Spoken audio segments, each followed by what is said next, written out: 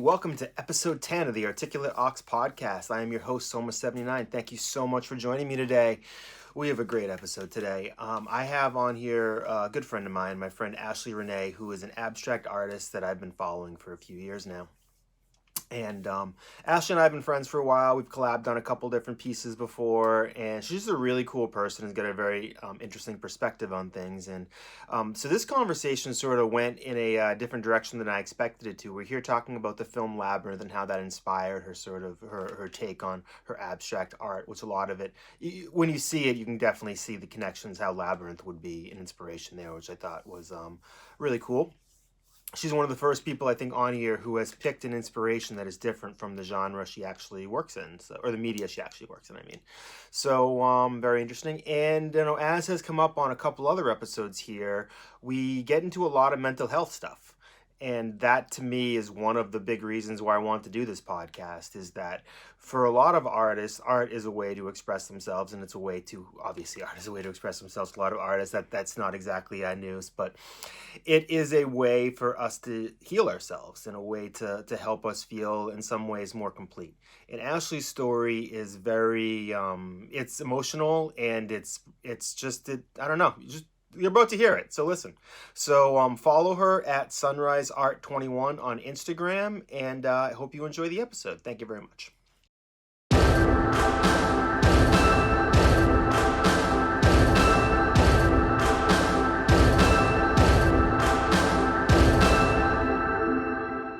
Good afternoon. This is Soma79 with the Articulate Ox podcast. I can't even get my first sentence out right. This is not a good sign. My guest today is Ashely Renee. She's an abstract artist, and we are here to talk about the film Labyrinth, which I was delighted to watch again for the first time in years. It terrified me as a child, and it excited me as an adult. So, Ashely Renee, how are you doing today? I'm doing really great. I'm really glad to be here. Thank I'm you so happy to very have much you. for having me.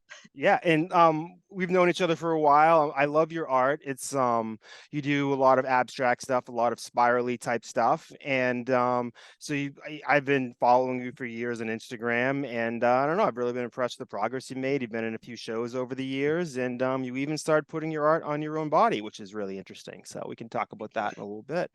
Thank you so much. Yeah. So I don't know. So you're where do we even begin? We begin with Labyrinth, because I was so excited. It was funny. This is actually a very good place to begin. When I asked you, I'm always happy when somebody chooses a topic that's different from the different medium than they work in, because you chose a film and you're an abstract artist. And it was about 10 minutes into the film when they pulled back and showed the Labyrinth, and I was like, oh, now I get it. Oh, yeah. I was like, oh, this makes a ton of sense now. And Yeah. so let's start there with the actual Labyrinth itself, which, the connection I just made, because is that your work sort of works in swirls and goes intricately into each Yeah. other like a labyrinth does. So It's a lot of designs and swirls, and it doesn't when you look at my art, you're not really like, "Oh, I know what that is."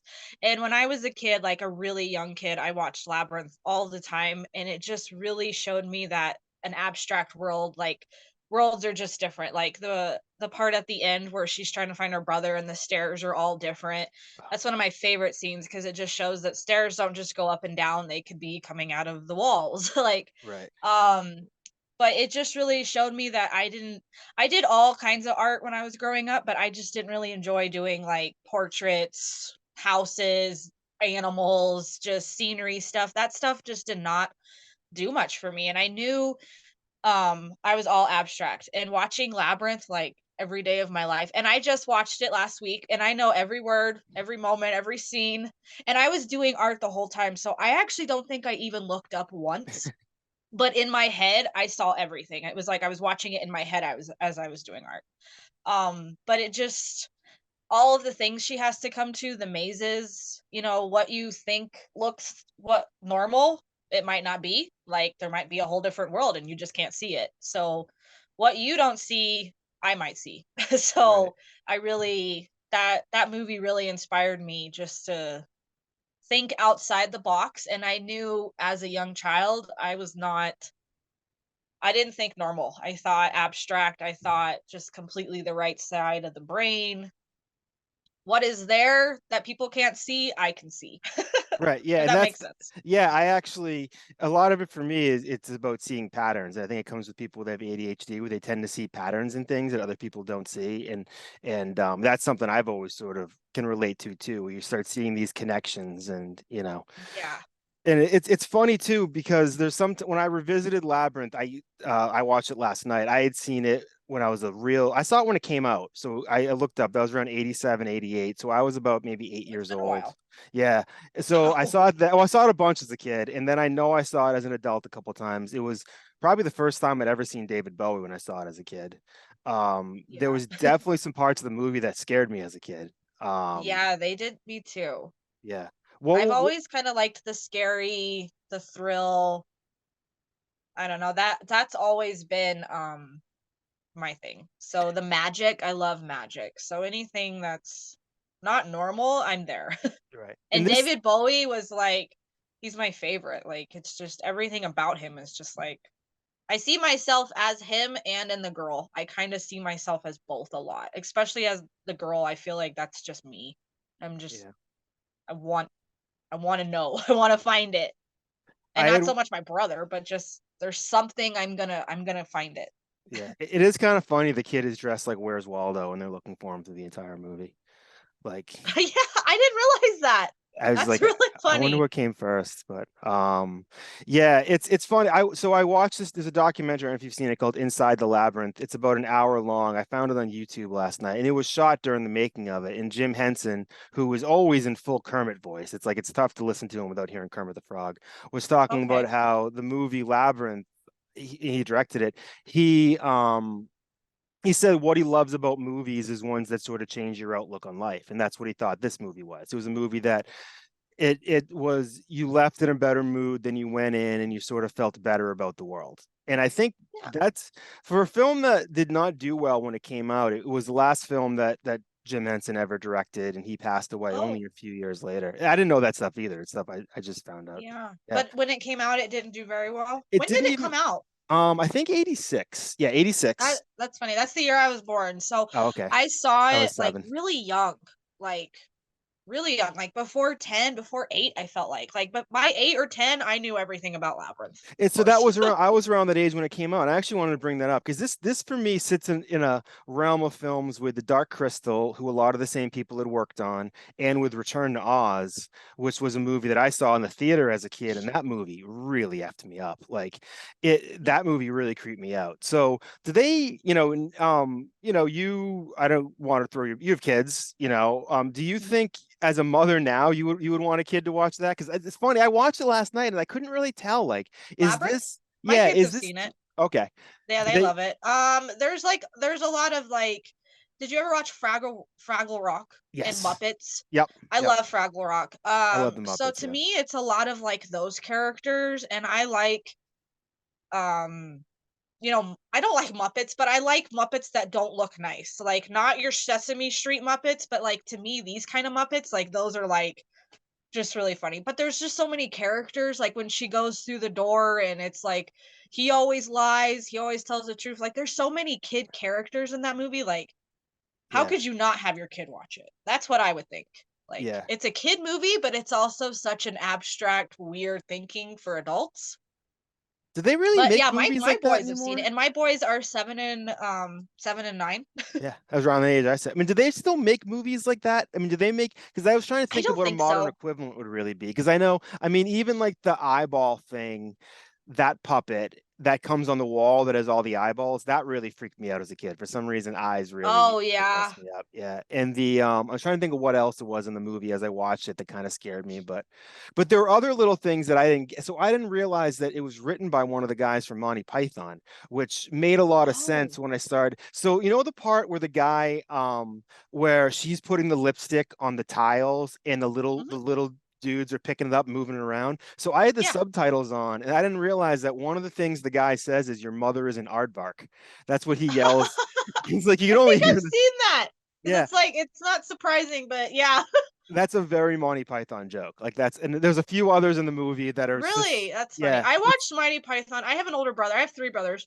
But I have an older brother who always watched that, Yeah. and I was kinda like, I didn't get the jokes, so I honestly wanna watch that again as an adult and be like, "Wow." But Yeah, I the know, Holy Grail like, is a good I've place seen to. them all. Yeah, it's I just thought it was funny for me to think about how what a weird combination of people to have Jim Henson, David Bowie, and one of the Monty Python guys come together and make Yeah, this movie. I mean, that's definitely. that's three different breeds of white dude.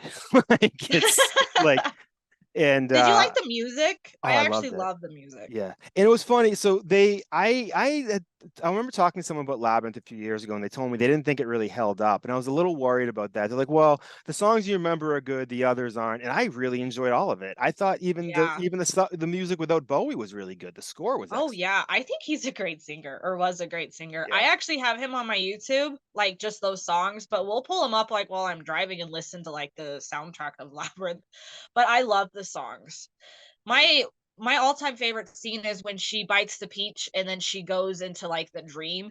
yeah. It's I like Eyes just Wide Shut. It's wild. ah, I love that. I've always felt like that was me, like, cause I just love big gowns and your hair all big and jewelry and masks, but she's trying to find somebody, like, she knows she's trying to find somebody, and just the look in her eyes when she sees him, I just love it. It's Yeah, and he does a great job singing it, but it's just the but then what I love is she realizes she's gotta get out of this world, and then she's kind of in another world, and she gets hits with all these objects. Like, I have objects all over the place, so the fact that all of these things to her mean something, it's yes. like, that's another thing, like, "Where's my bear? Where's this?" And how she is so connected to her stuff.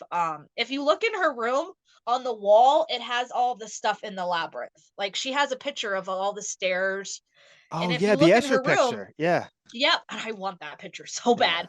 But if you look in her room, it's got all of this stuff, and then in the world, in the labyrinth world, it goes into play. So I yeah. feel like with me, I have so many just stuff everywhere. So I I feel can like that's relate. like Yeah, me. yeah. Yeah. So it's you're attached to your stuff and it means something. Yeah. So Though it's funny though, and eventually she learns the lesson that she wants to give it all up to get her brother back. So there it's in that scene where the lady is putting all of her stuff on her. yes. One of the books is The Wizard of Oz, I just noted, which this movie I think owes a lot to. I mean, there's a Yeah. it's a I lot of love similar, yeah, it's a lot of similar her. elements to it. Yeah, I this love was her too. Oh my God. And it's funny too, because now we know who Jennifer Connelly is as a child. She wasn't. It's in that documentary is interesting too, because they interview her as a child and they talk to her. It's like you don't know this woman. I think she won an Oscar. If she didn't, she was nominated, I think a Oh few times. wow. She might have won one for Beautiful Mind. Maybe I'm making that up. I think she was nominated, But that's but cool you know all that. I only stick to actors in their movie. I don't know about them in the real life, what they've learned, what they've achieved, like even their real names. Like I yeah. know her because she's such a big one and she's been around forever.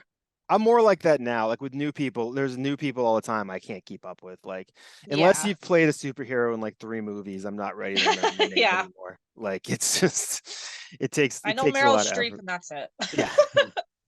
There's this She's my other young favorite. go-getter called Glenn Close you should check out if you like Meryl Streep. Yeah. um, but yeah, so you do you remember doing art around the same time when you saw this as a child? I mean, Mhm. is it, I've been doing art since I was like literally born. My mom said when I was one, before I was one, I got a blue Sharpie, and I colored all over myself and the walls. And I woke her up and I said, "Look, mommy, I'm blue." And I wasn't even one. And so I've been literally Sharpies, markers, paint, anything I can get my hands on that I can see that color because I want to see color. I've been doing it all my life. yeah, So kindergarten, I still have crafts that I did in kindergarten, but I knew even in kindergarten, like, oh my God, like there's something about these things that just drive me crazy and it's I want magic. them. I want them.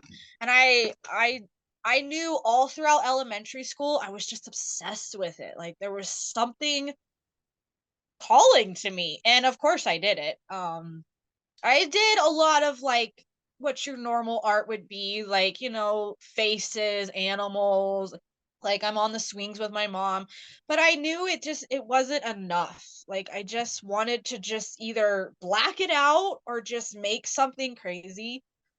When I was in school, I used to draw on the chalkboard.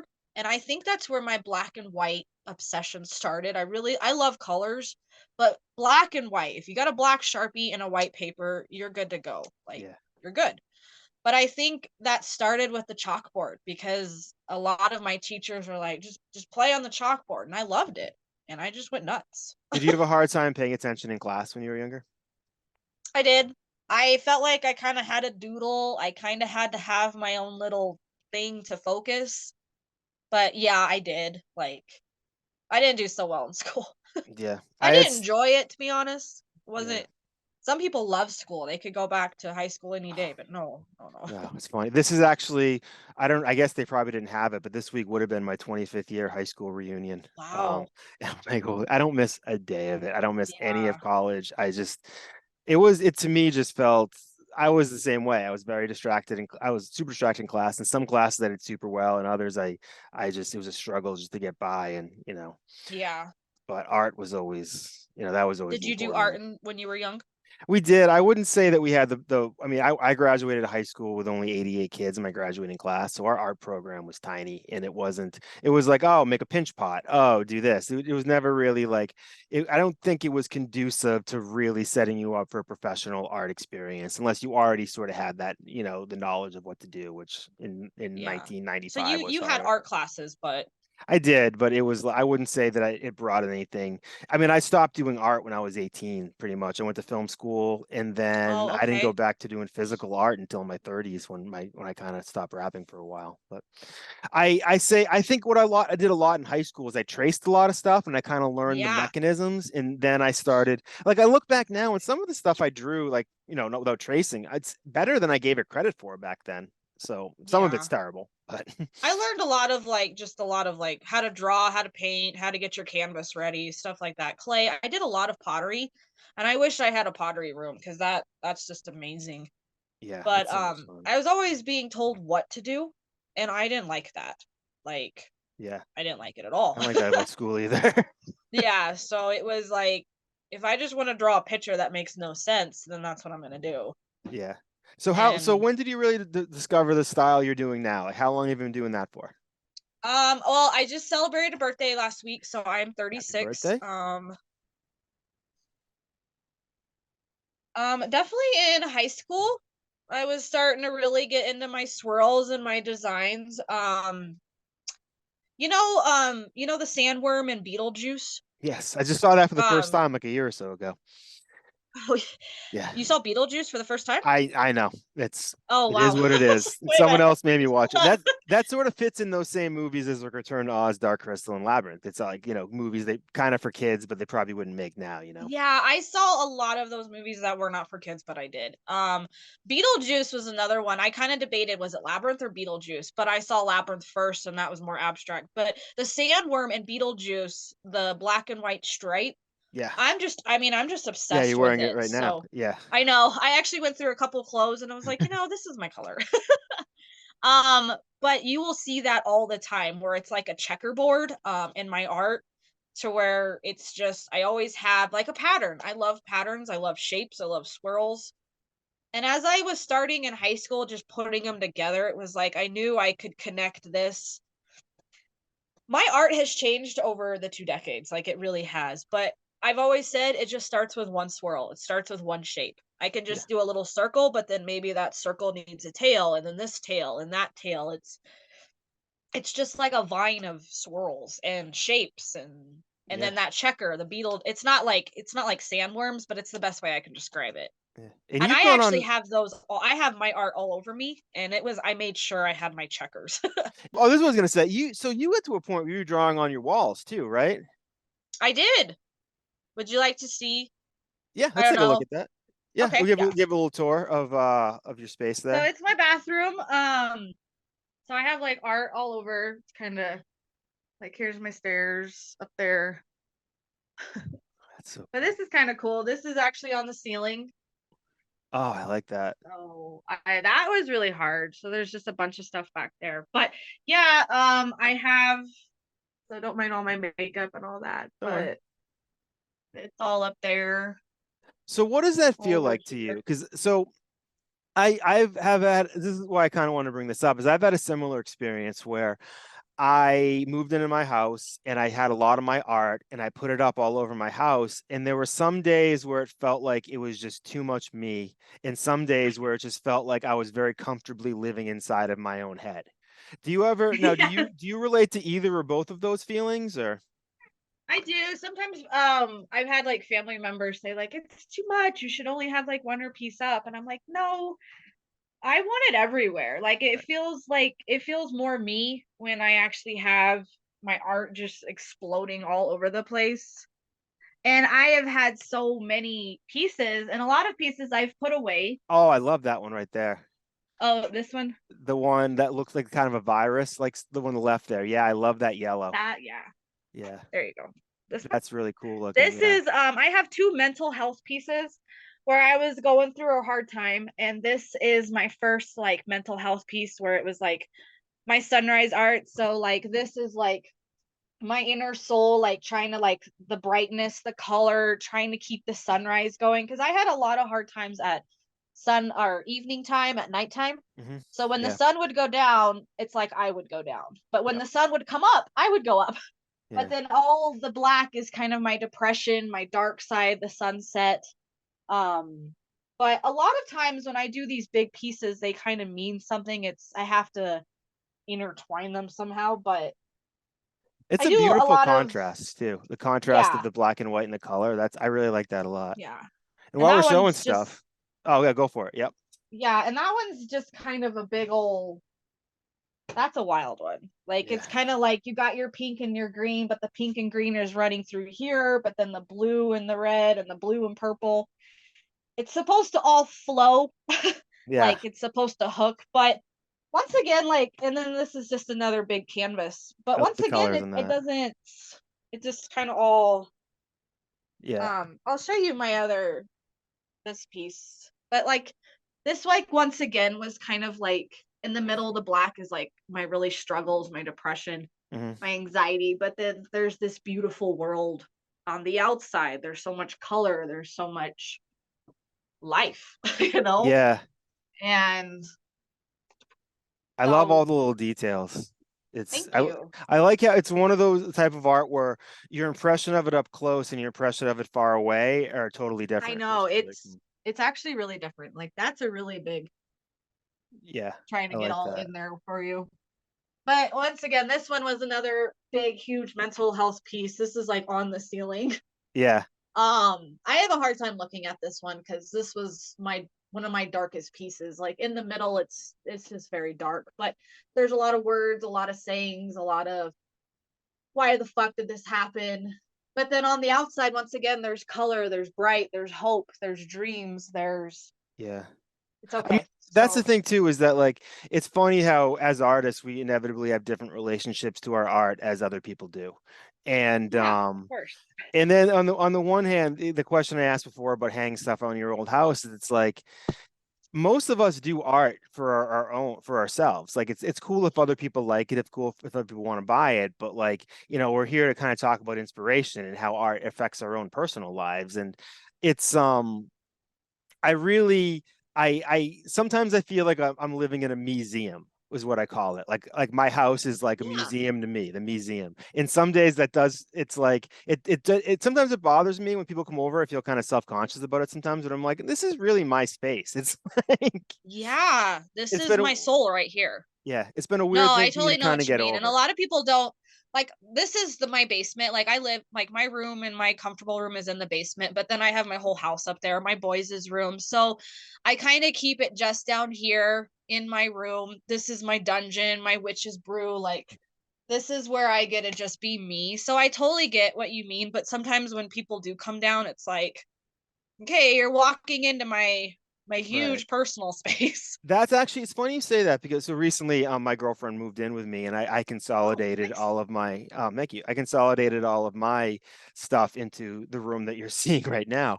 And Yeah. a lot of this stuff was spread across the room and I kind of put it all here. And I found it actually kind of calming that I can now kind of walk in and out Yeah. of this part of it. And like what you said, you can go to the rest of your house and not feel it. But people do come in here and you But know, it's totally different than your rest of your house, right? yeah, yeah, yeah. Yes. I mean, I It's have like antiques. I have like a whole navy blue, yellow thing going on upstairs. Like a lot of my parents' stuff is up there. My dad's passed away, so I try to have a lot of his stuff around. But yeah, like my boys' room is set up. So what I really enjoy, like you just said, you get to come in and it's like, yay, you yeah. know, I'm home. So, It's and funny, like that's how it should be. But I wouldn't want my whole house like that. And right. I've actually thought about that. Like, would I start expanding in it? And even like with my walls, like just my bathroom is decorated, but I've thought, would I want to bring it out? And I thought, no, I think that would be too much, even Yeah. though I have canvases everywhere. And that's a good way to transition to the tattoo thing too, because so I'm in the middle of trying to design a few new tattoos. I do this Cool. thing where I get like a new leaf in every state I go to, and I have 8 of them so far. So I'm trying Yeah. to make a trip to go to Philadelphia, and I'm gonna go to I remember Pennsylvania your and first one. Jersey. Yes, I got it. I got it in Colorado. Yeah. Yeah. Yes. Yeah, last time I saw it in person. Yeah, I just got that. So now I have 8. And so now I'm making a plan for more. But every time I do, I get one of these because it costs a certain amount of money just to get the ink flowing. And it's Oh, stupid to yeah. just pay for that. So I always try to get another one. So, but I kind of start thinking about how far do I want this to go? And so with you, when you started, you started getting your art tattooed on your body. Did you have an idea when you started of how far you wanted to take it, or was this something of like we're gonna go a little bit and kind of see how we feel? Um, well, I'll be honest. I struggled with cutting for a long time. So I have a lot of scars on my body, and I always knew I wanted my art on me, but I didn't know how I was going to get it, but I knew I needed to cover up the scars. Mhm. I struggled with cutting for over 15 years. I'm sober. I use it like kind of like an AA. I'm sober right now, which is great. But I knew I needed to a new chapter. So the first thing I did was my thigh actually, because my thigh was really bad with scars. So I wanted to just look at my art. I didn't want to go and look at the walls, go look at my sketchbooks. I wanted to just be able to look at my body and go, there's my art. Because It's a beautiful every other thought. time, and I've had art on my body probably about 3, maybe 4 years now. So every time I would go and see myself in the mirror, I didn't see my art. I just saw all the pain that I was struggling with. So I started with my leg and I had scars on it and I literally just took it out. And I literally have a tattoo from my knee all the way up my back to my shoulder. It's connected. Mhm. But I knew like the first time I did it, I just did my huge leg and I was just over the moon. And I knew I wasn't done. I And remember how happy you were. Yeah, I remember actually seeing you get it done on yes, Instagram and seeing like just how happy you were. And it's now that I know more of the context, that's a really beautiful sentiment of sort of yeah. taking your story back. I'm kind of quiet about it, and Instagram I don't, I'm kind of letting a little bit more out. If you read my hashtags, scars, old Mhm. days, whatever, but it's not something I've ever really, I'm kind of quiet about it. But in my recovery, I'm learning that it's okay to admit that I did have a struggle for a long time. Over 15 years, almost 20. It was a huge part of my life. But now my art's all over me because like I didn't just have it on the scars on one leg. I actually had them on my hips. Mhm. Um my hips for a long time. So that's kind of why a lot of my art is all on my hips and my thighs because I had a lot of bad years. So Well, I it's wanted my beautiful. hips to just be art. Yeah. But then I knew like it was weird. Once my hips were done and my scars were covered, it was like I had this, I'm not done. Like I've only been dipped in art. I need to dip my whole Yeah. body in it. It's like when you dye an Easter egg. So when you dye Easter eggs, you like dip them in or dip the Right. sides. And I felt like I was just being dipped. So I was like, okay, now I got to get my shoulder in, and my whole back is covered. So, and I had my recent tattoo is a huge swirl right here, and I had really bad scars back here. But just for my birthday in October, I got this massive swirl and I covered them up. And you can still see them, but I like that they're not completely gone. I still need to be aware of Right. Yeah. it is a struggle, but I'm not trying to erase it. I'm not trying to black it out. I'm trying to evolve it, make it pretty, make it like it's a new chapter. Hmm. Evolve. I'm trying to think of the word. Sometimes my words get a little Okay. mispronounced. It's fun. So I can relate to some of what you just said. I mean, I think it sounds like you. So I have obsessive compulsive disorder, and about 5 or 6 years ago, I had an issue where I couldn't stop chewing on my tongue. Where I would take one of my teeth up front and just keep applying more pressure to the front of my tongue, and then it became just something I would do to sort of soothe myself. And then every once in a while it would draw blood. And I was like, and that's what got me very nervous. And I was like, oh, I actually can't, I can't stop doing this. Or whatever it is going on in my, I might be able to stop doing this under different circumstances. I can't stop doing this under the circumstances that currently exist in my life. So I ended up having to Yeah. take what ended up Something's being, pulling back. yeah, I ended up taking 3 or 4 months off of my job, my career, quit my job and got a new one. And it does surface every once in a while, but I think the way you put it, that you're in recovery over it, I mean that to me is a very valuable way of thinking about it, because it's for Yes. me, it's like every once in a while when I get stressed out or something, or maybe have a little bit too much caffeine, it comes back a little bit, and I'm just like, okay,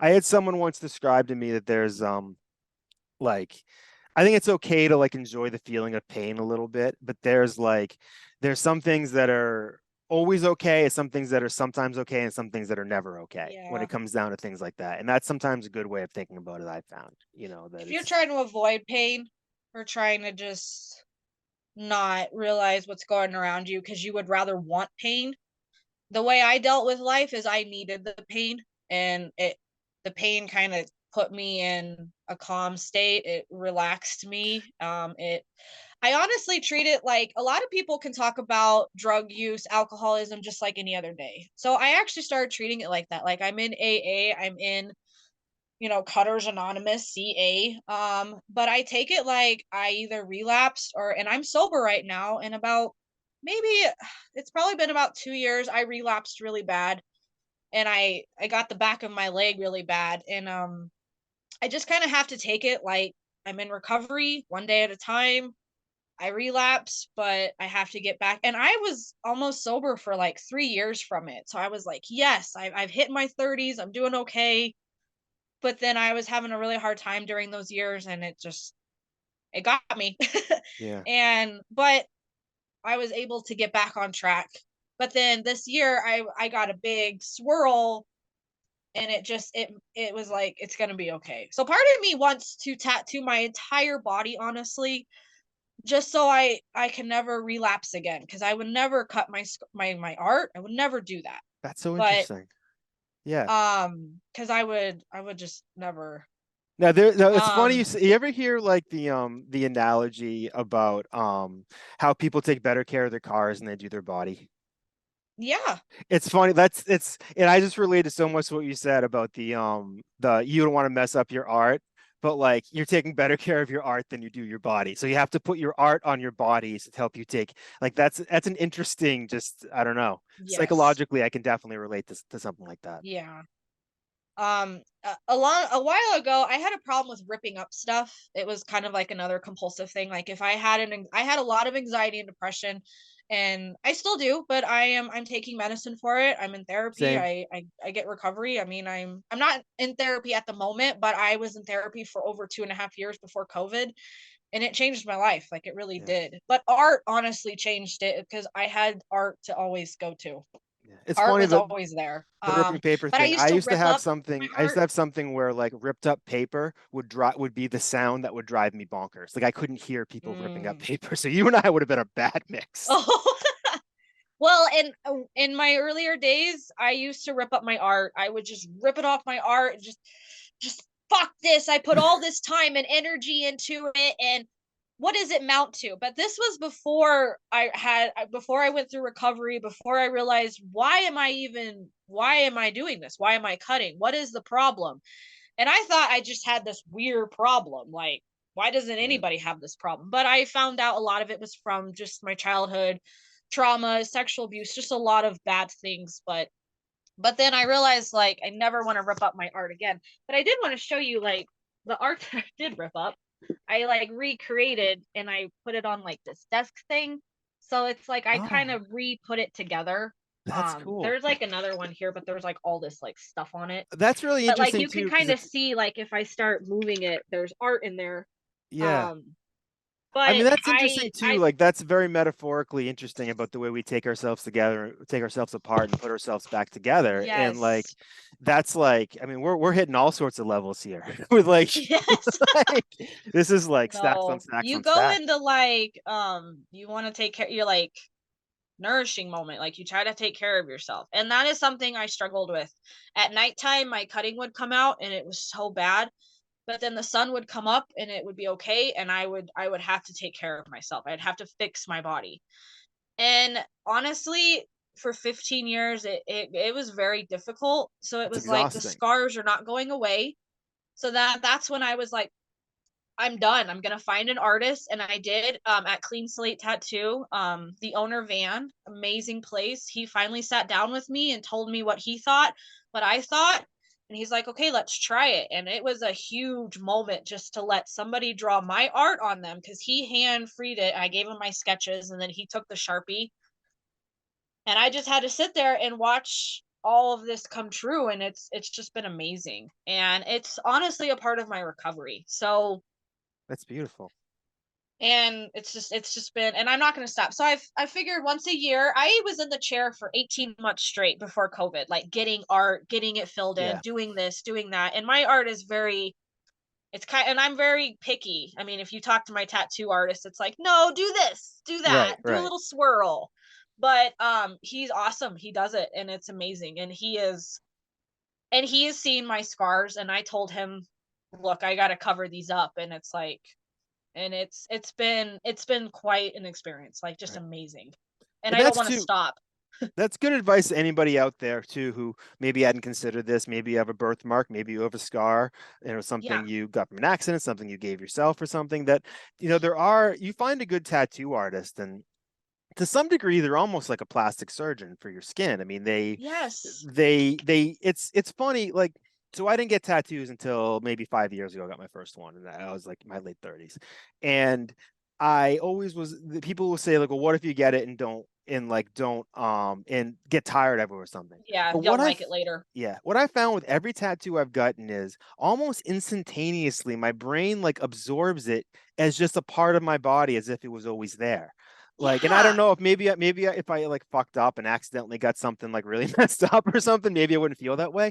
But it very quickly happens where it's just like, oh, it's a part and of you. right, and it's I don't know. I'm kind of glad I waited as long as I did because I now I can kind of get what I want, and I Me probably better at too. meeting good artists and stuff. But a good tattoo artist is it's important you find someone good. There are a lot of bad ones. I've Oh definitely yeah. had some artists work on me that had to clean up other artists' work, but a lot of them are really great people and they do understand the implications of what they're doing. And it's great to have a conversation with them. If you get the feeling that they're not going to be that person for you, then maybe they're not the right artist. But I don't know. Tattooing's become a very fun thing for me.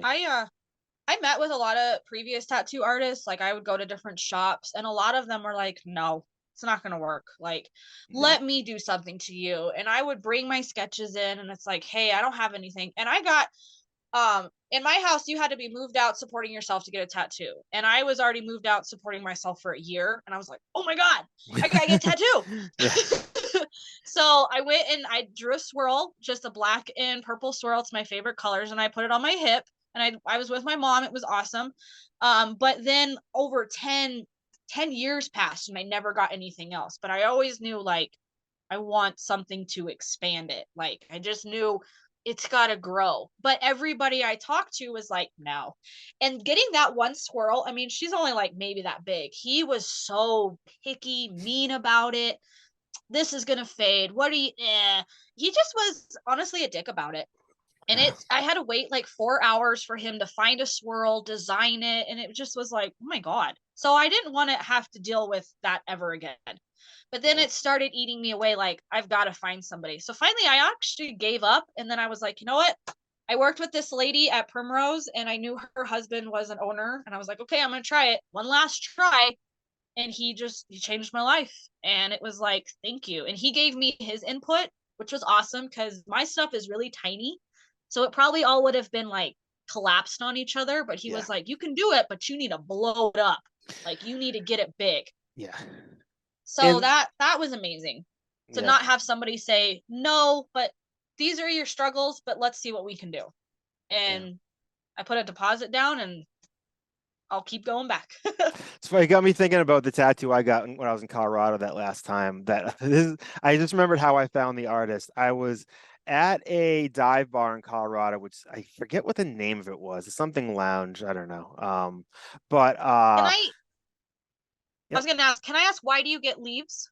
I meant to Um, ask you that, and I before I forgot, I wanted to ask. Oh yeah, so so some of the favorite art I've ever done has been based around leaves. I just sort of like the idea. Autumn's always been my favorite season. The colors I really like, and I just find it calming. And I think it's a way it's about the passage of time for me that we're all sort of just leaves falling off a tree, and eventually I'm gonna get more leaves, and I'm gonna have less on the tree, and then it'll be my time to sort of I guess get cut down. And it's just for me, it's a way That's for me to awesome. recognize the passage of time, and also for me the reason I want to go different places to get them is I'm somebody who's kind of like staying at home, but once I do go out, I appreciate it. So it's a way for me to encourage myself to go new places and see new things. Like I'm thinking about going out to the spot where all four states meet because I'm Yeah, like, that seems like the someplace Four like, Corners. yeah, so, I mean, Colorado's one of them, so I already have that one, but I figure I can get the other three.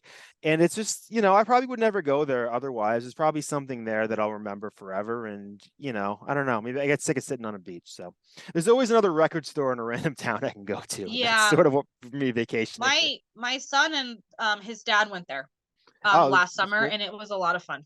Yeah. Or the summer that just passed. And they loved it. There's a lot of cool. So if you like hiking and all that and Oh, yeah. nature and Yeah. I've heard it's really cool up there Oh, or over sweet. there. Yeah, so I'm gonna check. We were talking about maybe checking that out in the next. I thought of it because I was watching an episode of American Dad, and one of the characters was joking about breakdancing in all four states at once, and I'm like, we gotta go there. We want to try Foursquare. If me and my other son, because I have two sons and the other one didn't go, so we stayed home. It was like a special time for both of them. But Yeah. if we did go, all four, if we want to go and try to play Foursquare, Oh, that's a good idea. that'd be cute. Yeah, But that's I cool. don't know. They're really picky about what you can really do Yeah, because it's yeah, kind of like, okay, look at it, pass through the other people. It's like a line, so you can't like sit and be like, yeah. I'm sure it's I like would hope so. we have Plymouth Rock out here. It's like, and it's such a underwhelming experience. You're like, all right, well, there's a rock in a hole, and Yeah, all right, well, that's cool. And that isn't the actual rock, right? Correct. That's not the actual one. It's just one that. Okay, excellent. Yes, yeah. perfect, perfect, perfect, perfect. But I don't know. Very cool. So let's get touch back on Labyrinth for a few minutes because I was Sure. just that fucking movie. I I know we was kind of went off on a lot. I hope that's okay. I no, tend to, that's like I sort of what said, the I what get the point chatty. of it is. And that was all great stuff. Like I mean, it's yeah, but so was there did you identify so in that movie, one thing that kind of surprised me was just how mean her stepmother is in the beginning of that movie, and just how much there's insinuations that her personal life is not great, but you don't really get a lot of details. Now, do you think is this do you think you related to something like that as a child? Because I think that was one thing that I sort of related to is I felt alone and I felt that I sort of lived in this world of my bedroom. And that was, I think, one of the things that really drew me into this movie. Is that something you related to as well, or? I didn't, but with my art, I felt like because it was so different and so abstract and not your normal art, let's say, I felt like I was kind of always in my own little world. Um, my my family's not like, all witchy. I believe I'm a witch. I totally know it. But I just all the magic. They're more facts, sports, competitive, which I am too, but no, I kind of always felt like I have three brothers, I'm the only girl, but it was kind of like I'm the artist, I'm kind of the weirdo, I'm kind of the one that thinks really different. Yeah. And I'm sure, I don't know if they'll be watching this, but but I didn't feel like that. I mean, I grew up in a great household. I mean, we played a lot of games, a lot of sports. I had a great childhood um with my family. But no, but I always felt like with my art and just my own like magic abstract brain, I just felt like with all my friends and school people, I felt like I never had somebody to actually go to and be like, "Yeah, isn't that crazy? Like, Yeah. what is it like if you disappear?" But you can still be seen. I don't know, Right. something crazy. Like, Yeah. my biggest question is, do you believe if we live in a snow globe and we're just in one big snow globe and somebody is shaking us up and we all live in a snow globe? Definitely. As we So, live, but yeah. but Yeah, if I that's asked somebody that, like, at a younger stage, they'd be like, "Wow, Ashley, you're a freak." I know, and Like, that was something too that like thank God for the internet because when I was a kid, like like I said, I came from a pretty small town. I got super into really nerdy things, and the odds of finding somebody else who cared about it as much as me and is willing to yeah. admit it is pretty low. And now it's So like our geekdoms are just only a few button clicks away. yeah. So I kind of agree, like, how your answer was yes, but not in my family.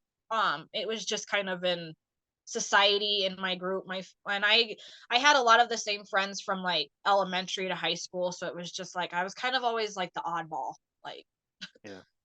so, but I never stirred away from it. I kind of knew I was an oddball, but I always kept it in. I wasn't like, well, I shouldn't be doing that. Like, and I'm really glad, as now that I'm in my 30s, I kept with, I like magic. I like witches. I like skulls. I like things that don't make sense. I love classical music, opera. Like, Yeah. I am like Mozart's biggest fan. And yeah, he's been gone a long time, but I'm his R.I.P. number one fan. And a lot of my friends just didn't get it. So, and I'm like that now with not having ballet. those I'm a friends, huge I feel ballet better. fan, and people look at me like I'm crazy.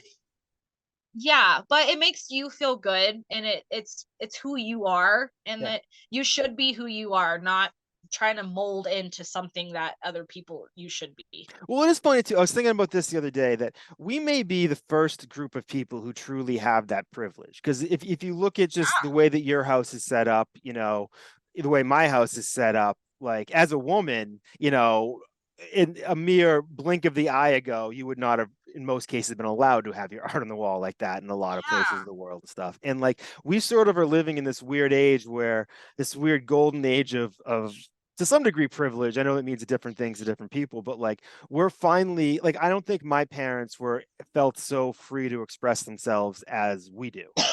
Yeah, Like mine I would have neither. been very surprised to walk into a house like what you see behind you or what I see behind me, like one of my parents' friends' house as a kid.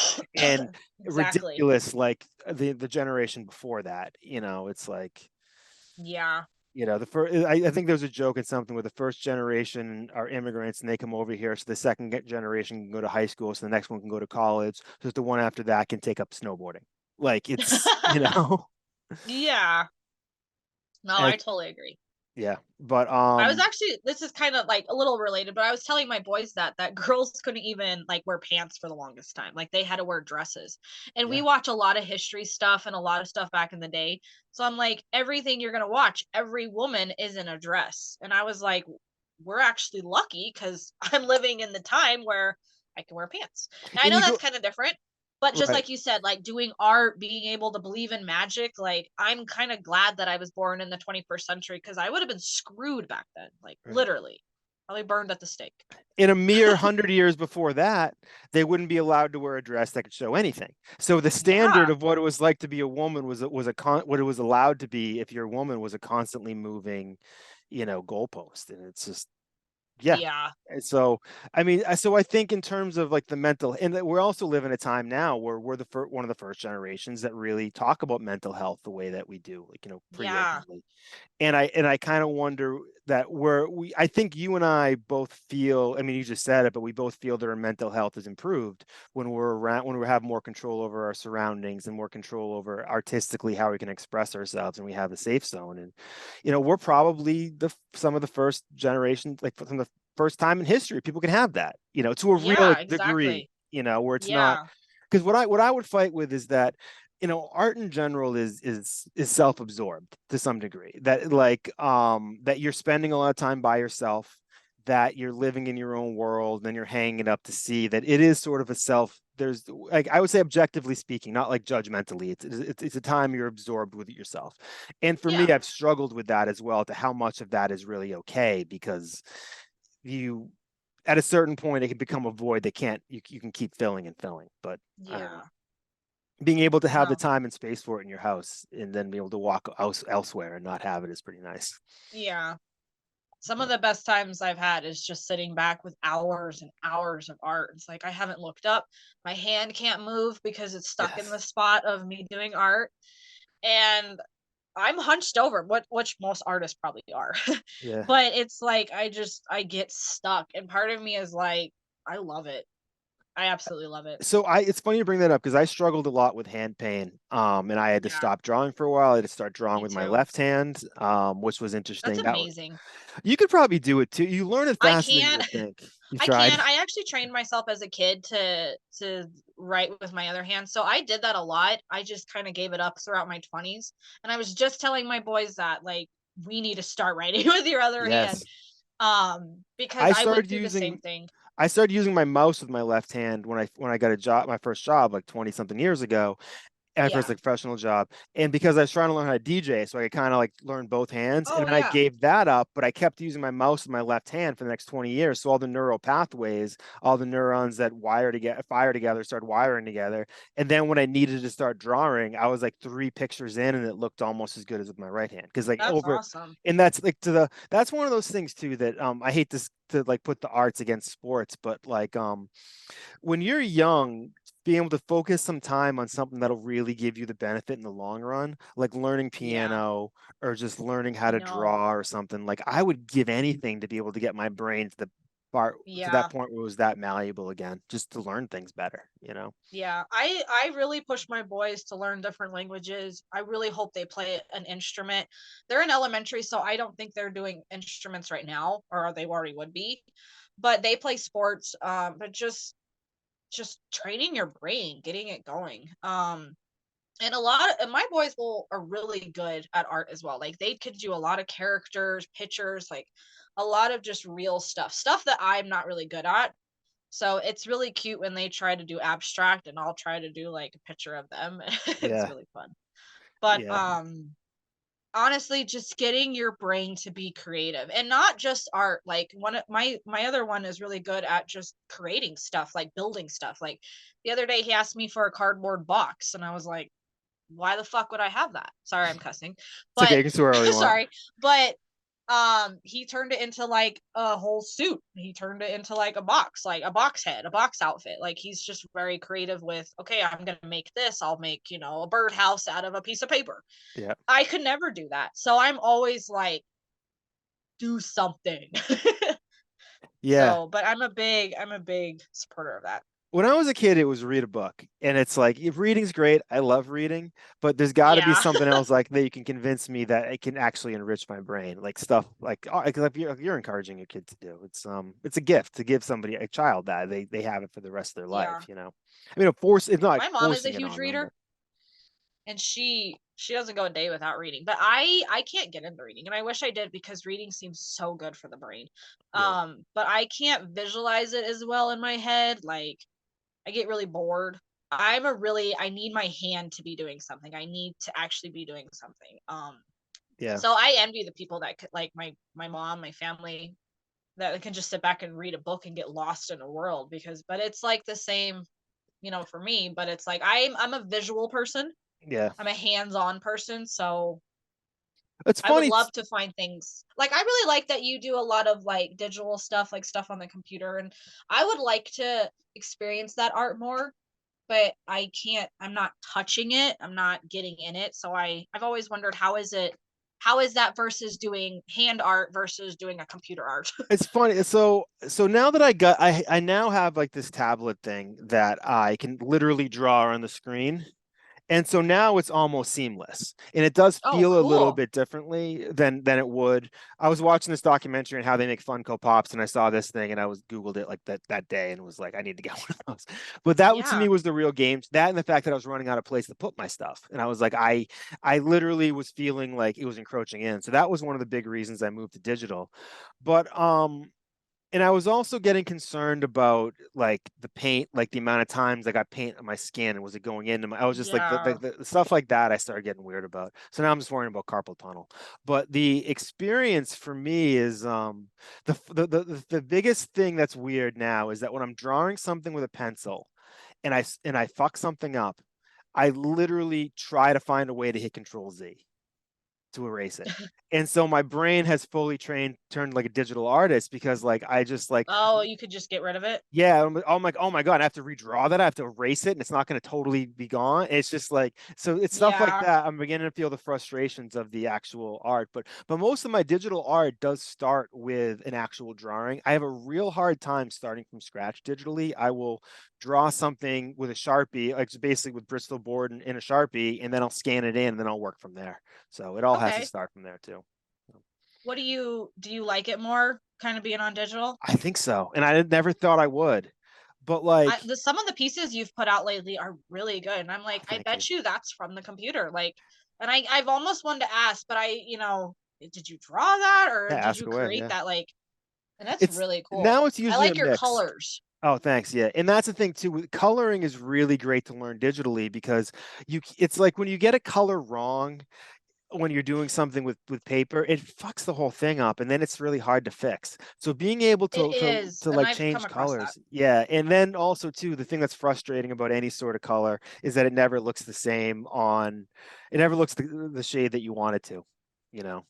And you can never quite Yeah. get it on evenly without flood. It was funny. I was looking at this one. This is one of the pieces that you and I collaborated on.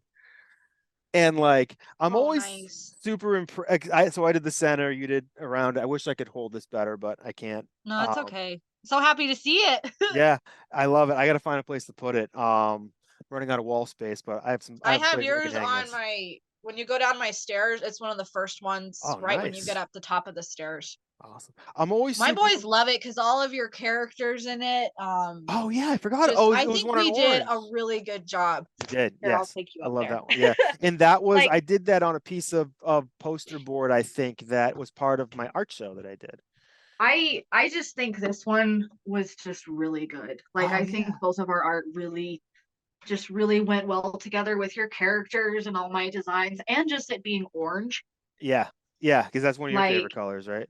yeah, and this little guy right there, like there's so many dudes in there. I Like love as I stuff was like that. coloring around it was like, "Oh my God." We'll have to like collab on like an album cover or something because I'm gonna be releasing a Yeah, bunch of like stuff I would coming up. love to do it again because we've done it twice, right? Yeah, yeah. I Because you and have one, I have one, which is just really awesome. That just Yeah. warms my Now heart. that's the stuff too where digitally it's so much easier to do. I mean, like, because like literally you could work on a file, send it to someone, they could work on it and send it back to you.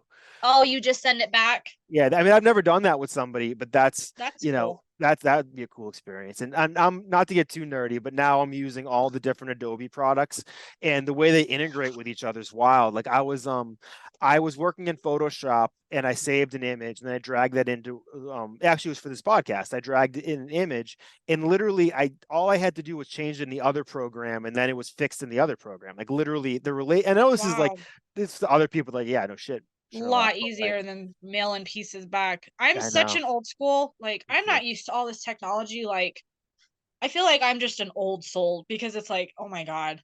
I would rather just get out my ink and paper and write you a letter and I'll just wait a month and you can reply. Yeah, I like stuff And then like I'll that get too. your reply in a month. But The tactile just the nature of it. technology, the things that have come out in the last 10 years, it's like, oh my God. Could you imagine like back in the 90s when we were kids, like being able to look at your watch and send messages and No. I And mean, my then brother gave me a hoodie, a little beanie, and it had like headphones in it. And I was like, like what? where were you my whole life? Like, oh Like my God, like Bluetooth headphones. He's like, yeah, I don't need it. I was like, but this is a hat with headphones in it. I And I know. just It's couldn't like wrap my head around it. I And honestly I I will be haven't used Googling it that yet. pretty soon. Yeah. It's just So, there's so much awesome. It's just, I mean, there's so much, it's funny. I don't want to get too excited about these like physical things and stuff like that. But what I'm really excited about is the ideas that like there's so much in the world. There's so many bad ideas that we see in the world every day in the news. But yeah, even the idea that somebody put Bluetooth headphones I into know. like that to me is just kind of makes me smile. And I'm like, all right, there's still people out there trying, like in their Yeah. own Well, small yeah. ways because that was Just somebody like us like wanted something and they're like we're just going to make this and then I'd like it so I'm going to try to sell it to somebody else like that started in some personally Well, think I think of awesome. runners, people who are going out Yeah, there running and it's cold in the morning and they throw a beanie on and they also have their headphones. So I it's hate like how much my headphones fall out when I'm running. It's even like with good I ones. only use headphones when I get tattoos because I love the music when you're getting a tattoo. Yeah. You know what's a So I necessity for me getting tattoos is and I know I sign something every time saying that this isn't the case, but edibles. Like I have to take edibles oh, and really? it to me, I don't have to, but like I'm not always good talking to somebody like a stranger, and like they always edibles always kind of make me happy. They takes a little bit of the pain away, Yeah, and that's that, me but and I'm always like mushrooms. chattier and stuff, and it's sort of like it leads to I'm a better able to experience. like talk with mushrooms. Like I'm talking now because I know you, but like if I go out, I get really nervous. I'll choke over my words. I'll mispronounce things really bad. But I when I get tattoos, I mean, I'll hit my pen no matter what, but I am like dead sober. Like Yeah, I just love it because the feeling I get before I get in that chair. But and part of me is like, I don't want to get too chatty. Like this is and now that you know about my scars, that's just a different part of it that's always kind of a me piece. Like right. I'm I'm evolving, I'm changing. And I love how you said like it's a transformation, like a body transformation. So Yeah, but yeah. and But taking I control wish I over it, listen I wish I had more headphones on, back to the headphone thing, but no. I always have music just blaring. It's So funny with tattoos. I forgot about this. I have a thing where I don't like being touched. Like in general, like I don't. So the idea of somebody just physically touching me for that long is sort of what I'm trying to get over to some degree. And it's not as bad as it yeah. used to be. But it was like if somebody, like a coworker or somebody, would like touch my shoulder, I would feel it would just my brain would be like, how do we get this over with as soon as possible? Yeah. And it would almost feel like it was still there for the rest of the day. And it's the psychological Yeah. thing I have. Like I kind of so just I'm kind of don't, the same way. yeah. I Like have a that's why bubble. I'm one of the winners of COVID because like I have like shaken way less hands. Like I hate it. Like shaking hands for me is something that I really don't like doing. And like Mm, I'm fist bumping now. I'm just waving. It's like I'm living my best life. that's what you always wanted. That makes Yeah. sense. Yeah, just touching somebody else's hand. Never I thought don't know. about that. Yeah, it's just like, but yeah. So the tattoo thing is like I always have to find someone I feel comfortable with, like sort of like just I don't know. It's a big thing for Yeah. me. I wanted going in it, I honestly wanted an older person, guy or girl, whatever, but I wanted them to be mature. I didn't want some 20-year-old working on me. And literally, where all my tattoos are, a lot of times I kind of had to be naked. And I have a Yeah, tattoo like, well, the whole thing runs up my side and it goes right underneath my chest right here. And, at one point, my chest is out, but I just wanted somebody who was just mature, older, and it's not just like, and I got that, which was really nice. And he's married, and it's a good feeling. And I like that it's always him. I have a neighbor that's a tattoo artist, and sometimes I think, oh, I'll just cross the street and get a little swirl. yeah, But I'm like, no, don't do it. Because it's like I only want him to do it because he knows what I want, he knows my art, and I'm comfortable with him. But just like you said, I don't want to yeah. expose myself. Yeah. Oh, you know what? I forgot. I was telling that story about the tattoo artist in Colorado. When he asked about the leaves. So the way that I Yeah. found the one I was in Colorado, I was at some dive bar there, and I got to talking to the bartender, and sorry, I said to cough. And so she had told me she had had a tattoo appointment for the next day that she had to cancel because she had to. I think she had just that day broken up with her boyfriend of like 9 years, and she was supposed to get she had a tattoo right like above her waist of the band Blues Traveler, who she was a big fan of. But Okay. according to her, she had the tattoo. Years later, she met the lead singer of Blues Traveler and they started dating. And I guess Wow. she didn't like the way it went. I don't want to like, I don't know the details, but afterwards she did not Yeah. feel so good about him and then wanted to get her Blues Traveler tattoo covered up, but then she couldn't go because that's something to do with the breakup or working or something. So I ended up taking her appointment. And that's where I Oh. got my artist to get the first leaf tattoo I got. Um, and he didn't do a great job. It had to be fixed by the next one. But Oh, so yeah. it speaks to. I mean, That's it a was only bummer. a little leap, and it's fine now. But it does speaks to that if you find somebody good, I mean, that story's kind of good, but I'd rather the tattoo be good. Do you like just popping in and popping out? Because I'm sure those don't take long at So all. I used to, but now it's a little harder because some places don't want to do like any walk-ins, and I'm usually Yeah. trying to like I'm getting a band on my leg, like I'm getting like a like I keep calling it a band, like almost like carousel around like the bottom of Oh, my leg. cool. And so Yeah. it's mostly it's kind of almost all the way around. I'm getting on the front, I'm getting this mashup of Space Ghost and Danger Doom. It's really nerdy shit, so you probably haven't heard of Yeah, it, but but it's you. yeah, so I'm getting that, and that one might be painful because it's right in the front of my shin. But and I'm Yeah. filling in this Wu-Tang symbol I have with I haven't figured out what yet. Maybe a Silver Surfer. Actually, I'm wearing the shirt right now. Maybe I was thinking about maybe getting like something like this in it, but we'll see. I don't know. Okay. So I'm just gonna put all the stuff that inspires me on my leg. I have like a Spy vs. Spy there. I got a little owl from American Dad and like Wu-Tang and all that shit. So Twin Peaks. So I hope you have fun like sitting because I'm sure like those, your leaves don't take long, but to actually sit and actually go through all of like your adrenaline, your rushing, like, and yeah, then you hit like this moment where your body just kind of numbs out that's what the and you edibles are just for. like don't move. Like Yeah, I've actually fallen asleep once. Like I I got have my too. back Yep. done. Yeah, and I think he does this wipe down like when he's done he wipes it down and honestly that hurts more than the tattoo. And it kind of woke me up and I was like, "Oh my god, I think I fell asleep." And it Yeah. was like it was amazing. I've fallen asleep during a tattoo and during a massage, which, yet I struggled Yeah, with insomnia for years. but that's cool you fell asleep during a Yeah. tattoo. I've never heard anybody fall asleep during a tattoo. Yeah. I was probably the edibles, if Yeah. everything's wrong. See, I don't in know. me, I don't want anything to. I've taken edibles in the beginning, and I remember it just kind of like would get me really hyper because I have already so much anxiety, so it would just Yeah. hype it up. But I just got to go in it just sober, and then the way and just feel like the real nerves, the real endorphins kick in. And There's something to it. Yeah. I think you should try that one time. Just go in it and just see what your own Yeah, I body probably does should. Yeah. because your endorphins can get you like, woo.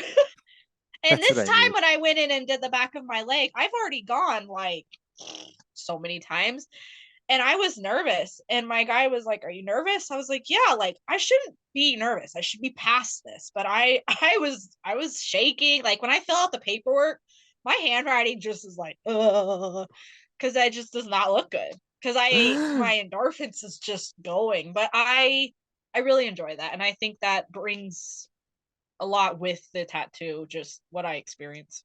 Yeah. I have to find a I don't tattoo want to. artist to interview because like they're Yeah. just I'm sure I always try to get good stories out of them. Like I like because if I'm stuck talking to a stranger, I have to do a little bit of mental preparation. I'm like, all right, what am I gonna bring up so that it's if in case things get awkward. This is like the bane of my existence. And I Oh, I always agree. and it's like I always think these are people that must have a lot of good stories, but I have trouble getting it out of them. Yeah. I actually don't talk too much with my tattoo artist. He's kind of quiet, which I actually really like because I don't want somebody to just jam it. And I thought It's like pay with my attention to your job, scars, that's the other thing too. yeah, It's and like, I like that. Like he has people come in and chatting with him, like people working with him. But I was so prepared the first time I went and like I'm gonna have to explain my scars, what happened, why did I do this? Because I was covered and I told him, okay, you gotta get this, you gotta make it wider because I don't want this one poking out. Like it's gotta be completely covered. But that was the real first time I think in my recovery I actually was like, screw it. I I'm going to have to talk about it and show what I've been through and I think that really helped get over like a lot of the shame and we can't talk about that cuz like I said people can talk about alcoholism every day right. but talking about like actual different addictions that are kind of a little bit Yep. different, Food addictions. you I know, mean, like I've had food issues over the years. It's a tough thing to talk. Not everybody yeah. understands how to talk about it.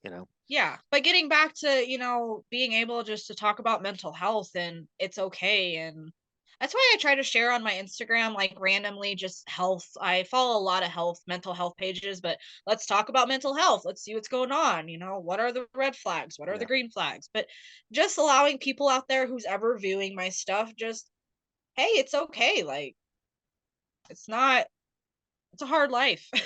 Yeah. And it's hard every day, but it's okay to talk about things that are not easy to talk about.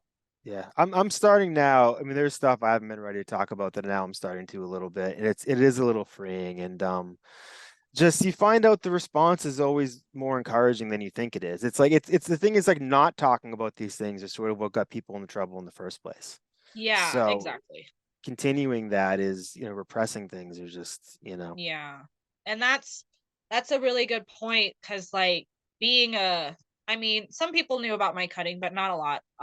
Like my mom knew and stuff, but a lot of people didn't. But being quiet about it for 15 years, I mean, that's a long time to be quiet. It's a long time to hide and Right. just being It's hiding, in and it's that is an exhausting part of it too. Is that like yes. there's like it's sort of like there's an analogy with alcohol where it's like, oh, you can have like 2 beers today, but then like the next day you're already starting a little bit behind. So if you have 2 beers that day, the next day it snowballs. It's like, Yeah. and there's a bit of that with all of these different addictions that we carry with us, is that like there's just the everyday stress that it weighs a little more every day, and that Yeah. you're physically a little and mentally a little more like they call alcohol, is it not a disease of progression? That's not the right word, but it's a disease. Like most of these addictions, if not untouched, will just get worse. They don't stay the same, and they're not going to get better Yeah. unless you do something. And it becomes, that's how we hit our moment of clarity, is that the, like you said about talking about it to your tattoo artist, the weight of, like, you wanted that tattoo, and you wanted it bad enough that you were, that not getting it, well, you knew you had to talk about the issue, the cutting, to do it, and you were at a point where you wanted something bad enough that Yeah. you were ready to talk about it. And that's sort Yeah. of, unless we challenge ourselves, we don't hit those points where it's like, okay, Hmm. well now, like, those And are being great moments. exposed, and I think my thing was just being exposed. Yes. Like, because when you get a tattoo, there's light, and the light is Yep. just flashing right on what happened. And to Right. me, in the beginning, it was like, oh my God, I couldn't, I even had a hard time, but it was like, part of me was like, no, like, this is part of this is you have to look at it. You have to look at the ugly to see the beauty, because eventually it will become beauty. But and that's kind of how I'm like, I'm not trying to cover it up. And yeah, they are covered up, but it's not in the I don't want to see it. It never happened. It did happen. It was a part of my life, and it always will be, which is sad, but I've accepted that. But now I can have beauty with it. I can have art with it. And like I said, I have to protect my art. And sometimes I Yeah. think, and I think, I don't know if you see this in Instagram, but sometimes I view myself as art. Like I'm Yeah. art. Like the art that I make, that's me. Like Right. that's just me on It's part paper. of you. Yeah. Yeah. And I mean, like right here, I mean, I already have, so there's just a little flash for you, but it's like, I am art. So I can't trash art. So I have to take care of it. And That I is think such a getting beautiful in that sentiment. that way of thinking has helped me grow in my recovery and just in general, like just being me. Like how you said being your room, it's you and Yeah. you should be you. It's funny you say that. That triggered a few things in me. Is that I remember having this attitude for a lot of my life, that if something's happening and it's only hurting me, then nobody important is being hurt. And that used Yeah. to be the mind. I finally realized that was the way I was operating my entire life. If it's only me getting hurt, that's fine. Yeah, exactly. Because I was one of those people who I would most likely not lash out at others. I would take everything out on myself. And that And that was me as well. right. And then I also came to the realization that if I talked to other people the way that I talked to myself, I wouldn't have any friends. Exactly. And that was a I've big done one that for me. too. Like, damn, if I trashed other people or if I treated them or Yeah. I don't know, didn't have hope for them, what kind of person would I be? Right. And I think Because I art didn't have too, hope for me. right. And Art teaches us so to be, I think, self-aware in a way. And I think that's something that doing art teaches, and self-awareness is such an important part to recovery from anything. It's and a lot of it's something that is lacking in a lot of people. And I find that a lot of the artists that I know are tend to be a little more so. Some of them are some of the most delusional people I know, actually, but some of the other ones are some of the most self-aware. So maybe it's not the yeah. best, you know. No, I like it. Yeah. No, I totally agree with you. So a lot of people just don't understand my art. A lot of people are like, it's just swirls. And I kind of allow them just to say that. Like, yeah, it's just swirls, it's designs, it's and some people are like, you're just doodling. And I'm just like, it's always that sign, like, you know, just because you can't see it doesn't mean I can't. And I truly believe that. Like what I'm seeing is something totally different. And going back to the very beginning of the conversation, you were like, do they like my art? What do other people think of it? Are they gonna like it? Are they not? Like honestly, I've sold art. I'm an international professional artist, which I am very proud of. Congratulations, you My should be. art has crossed the seas. Yep. I haven't, but it has. But it's not really about them. It's about me. And if other people appreciate it and want it and enjoy it and get something out of it, awesome. But really it comes back to, this is me on paper. This is what I go through. This is my mind. This is me basically. And if you like it, then cool, then you must like me. But it's really, I get really selfish. And a lot of times when I was selling my art more, I dealt with a lot of people that were picky, and I dealt with it. I was like, okay, we'll do it. We'll do it that way. Okay, Yeah. cool. And I went through that side of the business, and part of me was just like, no, because they're trying to change me. Like, I Yeah. cannot be restricted on a canvas and a paper. Like, yeah, tell me what colors you like. Okay, you don't like hearts. Okay, Right. fine. But I like hearts. But I found the more I was being restricted, it was taking away from my art. And I honestly retired. I felt the I'm same way. 36 and I love it. I was like, you Yeah. know what? I have experienced some of amazing things. I've been in art galleries. I have art across the world. I've collaborated with amazing people. I It's can funny that close the book with the professional part we and all just have enjoy our it. own point of validation because I had a very similar thing too, where like I don't, I'm now open for commissions. Only 'cause I told myself I wanted to pay for a new computer that I want to finish my movie, and I want to do it through art. So now I'm doing for commissions only for that. But I pretty much stopped doing commissions because I found that it was a little soul sucking, and I It stopped. is. And even just selling art, I'm just like I don't feel like I don't like I both value my art and both and sort of in the global sense think it's kind of worthless. So I'm sort of like if you want I just want to give it away. Like I don't really I care about being know. involved in that. I And I have know. a luxury that I'm like that I can both do my day job and that is a luxury. And Yeah. but I just the commerce of it has ruined it for me. Not ruined it, but Yeah. I could feel that it was ruining it for me. So It put like a bad taste in your mouth. That's kind of how I say it. yeah, I just came across a lot of like some amazing people and just some things that were like you said, it kind of sucked my soul out of it. Some people that didn't follow through, some people that just ghost me. Some yeah, lady was just very rude. She was like, "That's not what I wanted. This is not what I was thinking." I was like, "You know what? that is yeah, Bye." yeah, And I think after her, that experience was just like, and she really stressed me out. And I put together this beautiful piece, and it was only like, just a tiny little canvas. But to me, it was like, oh, but I stopped and it was like, I'm glad I got to experience that because my right, dream was to be a professional artist. Like as a kid, I was like, oh, I'd love to sell my art. I'd love if anybody would want my art. So that was my dream. So the fact that my dream came true, yeah, I don't need to push it. I'm right, good. right, I've yeah. experienced my dream. And a lot of people are like, "Oh, you should get online, open up Etsy. What are you going to do now? Open up a website." And I'm like, Like I'm just gonna enjoy my life and be happy and do it for me. That "Yeah, seems, like, which is that what's sounds the great, crazy but that thing to sounds some like a lot of people. work." That And is a real, yeah, I would rather do the art or just honestly just, and a lot of times I will sit in my room and just stare at my walls and I'm like, "How did I do it? How did I create that? How did I have the time right. first of all to do that?" Raising two boys is a lot of work. You don't have much time to yourself, but it honestly brings me, and I can feel it right now just talking about it. Like it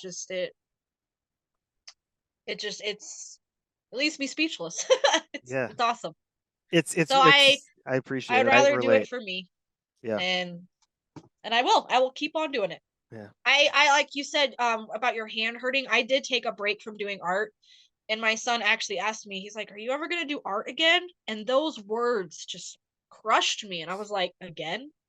Am I ever going to do art again?" And it Yeah. was like, and I You're changed it. just yeah, you're almost like I didn't realize that I'd visually stopped because I think as artists you Yeah. always feel like you're an artist, but then sometimes you'll stop making art and you have to be reminded that it's like, oh yeah, wait a minute. I have to Wait a actually be minute. yeah, I honestly questioned myself, and I don't know if you do this, but are all the you an time. artist if you make art or if you've done art? So if I'm Yeah. making art, yeah, I'm an artist. But are you an Once you artist because stop, you've already yeah, previously made art? you're always an Or now artist. you're no longer an artist? I mean, are you a dentist? You're still a dentist when you stop practicing. I guess till Yeah. they take, Well, that's a bad thing because you probably need a license to do no, but that. that was a great way to put that because honestly, like I said, that was a great way to put that in perspective because it was like, duh, you're not going to stop doing. Because I used to question myself a lot, and it would be really hard for me. I'm like, and sometimes I look around, I'm like, is this it? And right before my birthday, I did a canvas, And I woke up one morning like 2, 3 weeks ago and I was like, when's the last time you actually did it? Mm. And within 3 days, I busted out a massive canvas that was like the size of me. It's on my Instagram, but I was just like, I still got it. Like, even though I might take time off because my life is busy, but and Well, that's that when I watched Labyrinth, and I didn't look up not once, but in my head, I watched the whole movie in my head, listening to it on my TV, and I loved it. So that time off is really periods of growth too, because you need to sometimes like almost like when you're in the shower and you get your best ideas. Sometimes you just need to that time off to kind of figure out yeah, what's next, you know. But I used to always have my art out, my Sharpies everywhere. And sometimes I miss that. So sometimes, like, as I was doing this canvas, I was finishing it quicker than I thought. And I was like, I don't want to be done because I love the in between, just having a piece that I'm working on that's already been like, I made a dent into it. It's already got something. I love that in between because it just feels like,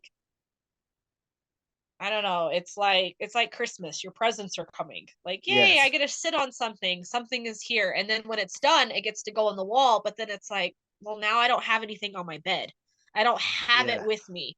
It's a weird I know what you're feeling. saying. Yeah, yeah, So I like the in between, but I love finishing. But now that I finished that piece, I'm like, okay, don't stop because that was a really good piece I did. And sometimes a yeah, lot of my pieces will set up for the next piece. yeah, yeah, and that's all part of the growth of it, you know. It's Does that happen to you? Oh, definitely. Yeah. Everything just dovetails in the next. I mean, I try to have lists of everything I need to get done. Like the amount of things I thought I was going to get done artistically this week was insane. It was like write a song, mix another song I had, finish this logo, like You edit do down this other music video too. I'm working on. Yeah, because I'm working You on are, an I album. think, by far, I just so busy with art and creativity and music. Like sometimes you are my inspiration because Oh, it's like, thank you. wow, and when you did that one year, you did a sketch every day for a year. I mean, that was just My hands are hurting. incredible. Thank So you. sometimes I look at you and I'm just like, damn, like you got I have it. people like that too. It's funny. I do that a lot with fitness, where there used to be someone in particular I used to work with, and she was always had a great attitude. She had a couple kids, and she always worked out before work. And I remember waking up going, if she can do it, then I can do it. And it's like Yeah. it's good to have people like that, where you're just like a Yeah. reminder that like when you're feeling tired, it doesn't take long before the muscles come back, you know. Yeah. And But that there's other people out there that are enjoying the same joy that you do, just in a different form. yeah, Like looking at your background, it's just awesome. Like, but that gives me inspiration because there's people like you out there, like me, people like you out there that are just loving art, loving creativity, and just enjoying them. And I really, I'm a loner. I don't have many friends. I have my family, but I really don't have any friends outside. yeah. But I'm okay with that. But I would love to find more people that are creative and artistic, like you, and just kind of able to appreciate things like that, and not just so, where's your next smartphone? Right. Hikes are boring, and why would you ever want to doodle? That's You one of the know? reasons I do this. I wanted to do this podcast too. Is it's like, you know, it's trying to engage me more with people like that, so I get to have more of these Yeah, conversations. And it's also that means my girlfriend has to have less conversations with me about nerdy stuff. I get it out without having to like, you know, drag everybody else who's not into it. And it's just it's an outlet for me. And I don't know when I would have watched Labyrinth again either. But I'm so glad that I did. I've been thinking about yeah, making a that's puppet for a awesome. while anyway, as part of a music video. Now I really am thinking about that even more. But Yeah, it gives something you a you, lot of weird ideas. yeah, and we probably should We wrap this. my my Yeah. boys were always doing, the rocks with the hands, like when they do hand things, Yes. like, how do you Yeah. feel? So sometimes we'll do dorky stuff, and I like that stuff because it allows you just to not be like just normal. Like, I know I Right. keep saying normal, but just your everyday normal Joe, 9 to 5. Just Right. change it up. Do Right. something weird. Right. Be weird. We have this luxury of living in a time where you can be yourself. So why would you choose Yeah. not to be? You know, So that's you know, it's funny. You said something that earlier that just shook me a little bit. I was thinking about something. You talked about how you don't want your scars to totally go away.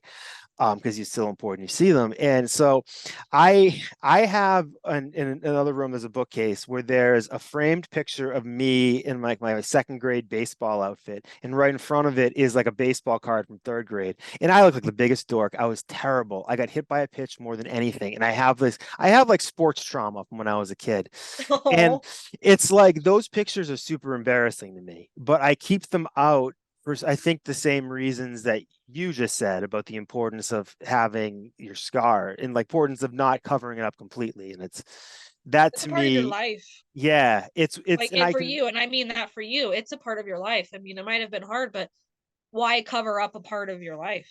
yeah, and it's like being not scared to look at it to me, I think is means something. It means this was Yeah. something I would have been scared to look at before, and now I'm not. Now it doesn't have the power over me it once did, you know. Yeah, exactly. So thank you for that. I appreciate you helping me make that connection because Oh, I've of had them course. out You're for a welcome. while and I don't really know why. I think maybe I thought because people who came in would find it funny, but and some of them do, but Yeah. and I do too to some degree because you know we're all ridiculous like you know when we're kids, but You have to uh kind of get over what people think. I had a yes, lot of times, hard times, because a lot of people would look at my scars, but they would never say a word. They would look at them and then look at me and just look away. And that I will never forget, all those eyes just looking at my leg. And every summer comes and you wear shorts and right, I for a long time would wear shorts, obviously, and there was my scars. And it always just made me so upset, and it was just like, god, stop looking at them. But right, then it was just like, it was almost like I couldn't look at them either. They're looking at them, but I'm not looking at them, so why are you looking at them? And right, that kind of like messed with my brain. Like, I don't care about it. Like, I'm letting them go, so just deal yeah, with it. yeah, And it just kind of really put my head in a perspective that I need to look at them. I need to accept what it is and go through it. And when I went through therapy, I didn't have any tattoos. I didn't have any tattoos during my therapy session for 2 years, and I think that was good, because I was able just to be in my own skin, yeah. and I it was found with very. therapy a lot, for me, I'm not in therapy now, but I've done it off and on in my life, that I sort of have this relationship with therapy where I go to therapy almost to study, and then when I'm done, then I'll go for maybe a year. Then when I'm done, that's when the work kind of begins. It's always been hard for me to do the work while I'm in therapy. I almost have to Yeah, do the me too. therapy and then graduate from the therapy and then apply the work. Because Yeah. without stopping going for me, I feel like I don't get out of the cycles, and that's always been the pat. And I I feel think like it. Yeah, I totally know what you mean. Sorry to interrupt. I no, feel like during COVID, because we could go to therapy, that's my therapy got stopped, but that's when I really started applying it. But that's when I was really having, like, everything really hit really hard. I think it was a year before COVID is when I relapsed. But like you said, like, during therapy, I got all this information. I understood what was going on. I was able to talk, but then it made more sense later. yeah. So, and so During I'm not in COVID, therapy now, and I still think I should go, but part of me is like, I've just got to go through it. I think being in therapy is sort of like we were saying about being an artist, or once you've been in therapy, even if you're not doing it anymore, you're still in therapy. I think Oh yeah, I think definitely. it's similar to what you said about well, even if you're done doing art, you're still an artist, you know? Yeah. And I like how you said that. I'm not actually going to a therapist. I don't have one, but every day is therapy for me. Every day is my recovery. Yeah, And I have to treat it like that, because having an addiction for over 15 years and only being, 36, it's half of your life, almost 20 years. right. It is 20 years. I say 15, but when I relapsed, I got to 20 years because I had to add those years in. And that was hard, but I have to accept it. And I Yeah. have, and I say that like I almost haven't, but I have to accept that it's a part of my life forever. Yeah. So, Yeah. I but mean, relapse is part of it too. You know, it happens sometimes and it's more about tomorrow than it is yesterday.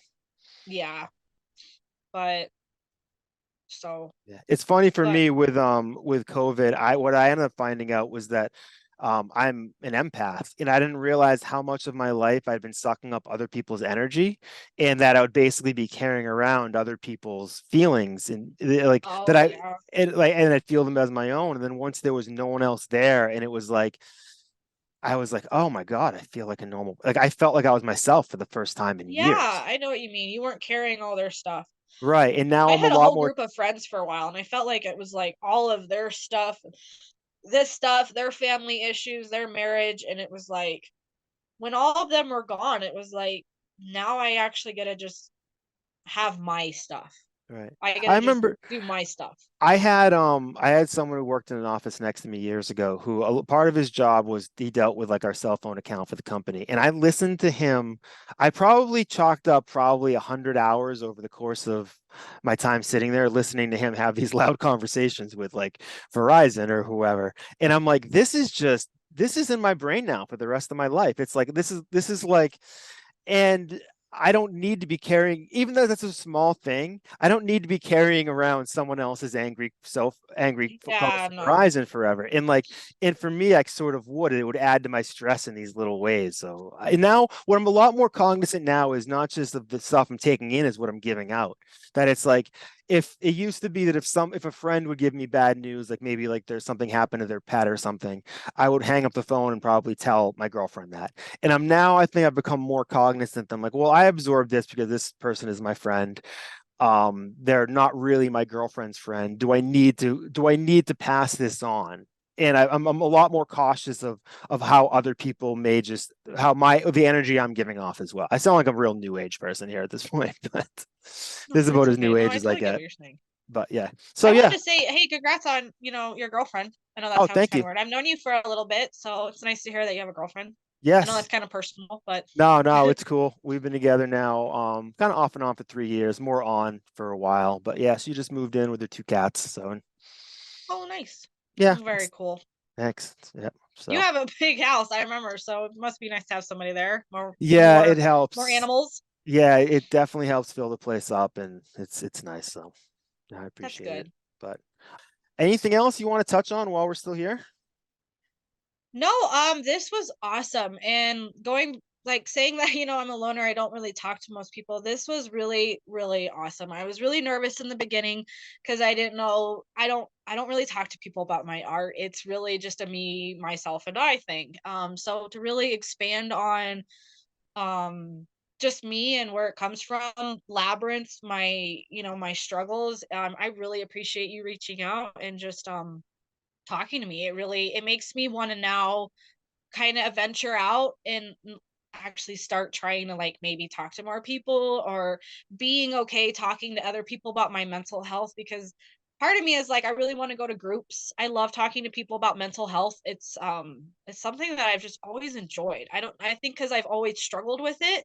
I'm okay talking about it, Me but too. talking to somebody that understands it is just amazing. Well, I'm always here. Um Reach out, and if, we can have you on again too, because I think this is a great conversation. Like I think we touched on some really great things that don't get said, a lot in yeah, front of other people. And I'd love to have yeah, you I on would again, love to talk do more. this again. Yeah, And part of, like I would love to reach out. And if I don't, it's not because of you. It's just kind of me always kind of going back to my little cage. right, And I was right, telling my mom, like, hey, guess what? I have a broadcast today. But I was like, it's out of my comfort zone. So it's different. But part of me, I kind of just need to get that, just push me out, but then I'll be okay. right, And part of me is like working on that, like, because I get stuck in my this is my life. This is all that goes in it. And if it's out here, I just don't know about it. right. And if you're But that, it's like that's a good thing too. That if you're 30 or 36 and now yes. resisting that, like you think of some people we know that are on other generations that they have not left their comfort zone since like Yeah, Cheers was on TV. And like I that is know. something that I think like our sort of generation really the ability to learn, unlearn, and relearn is so important to people our age. And I think being able to Yes. push yourself out of your comfort zone, I think is really helps you in the long run. I think it helps you Yeah. emotionally and mentally and probably helps, your cognitive stuff in the long run too, you know. I've been going out. I'm divorced, but I've been going out to like plays and the ballet and Oh, I love the different ballet. things. But I'm always just me, just plus one. Not plus one, just Yeah. one. But sometimes I'll get looks like, oh, well, she's by herself. And a lot of times, and there's a lot of things I go to, it's always couples, couples, couples, couples. Right. But it's like part of me is like, I have to do it. I don't want to. It's sad that, yeah, I don't have somebody have this with me experience, but I want to experience what is being shown. I Right. don't need to experience it with somebody, but part of me is like, I have to get out there and see it. And yeah, it is just me, but that's kind of something I've pushed on myself. So doing that versus this experience, like, it makes me just want to try this a little bit more. The other thing too is the one person you may meet at one of those things is better than the 10 people you would have met at a bar. Oh It's like, yeah. so it's like, even like someday you might meet some of the most interesting person, either romantically or friendship. It's like that's like that's one thing I found is putting myself in positions where I'm around more people like myself is a huge thing. Is like, and Yeah. I can't believe it took me this long in my life to figure that out. I was too busy Yeah. trying to put a square peg into a round hole, and I'm just like, part of it is being able to work from home is now I'm like I get to be myself all the time. Like this is where Yeah. I work from the same room. I wear these same clothes, but I do blur out the background when I'm on a work call. But it's But to have just somebody to experience that too and know it. I love yeah, classical music and a lot of people don't. So when I go out to places and I see people like enjoying the piano, enjoying classical music, I'm like, yes, like yeah, that makes me feel good because you like that. And yeah, I growing up, I just and not with my family, just and my family does not like classical music. um but yeah, it's just nice. So to wrap what you set up, I really appreciate you reaching out, and I think this was just awesome, and it's just warmed my heart. So yeah. put Me us too. It's funny. I was so trying to think of guests, and I was laying in bed one night, and I was just thinking about how your art, and I'm like, they should start putting that in her body. I'm like, there's got to be some good story there, and that's when I reached out. I was like, I didn't know exactly what it was, but I'm like, there has to be something there. So I'm glad this was a great conversation. So I'm so happy you yeah. agreed to it. Just to So top that off, my vision I've always pictured is I'm drawing on the walls and then a paper comes. I draw it on the paper and then it's, oh look, I've drawn on myself. But then I keep drawing on paper and a canvas and the walls. So I tend to just and I always visualize that. yeah. So I'll just leave it at that. All right, cool. All right, well, hang on the line, but I'm going to sign off right now. Thank you so much Okay, for thank you joining so us, Ashley much. Renee. All right, talk to you later.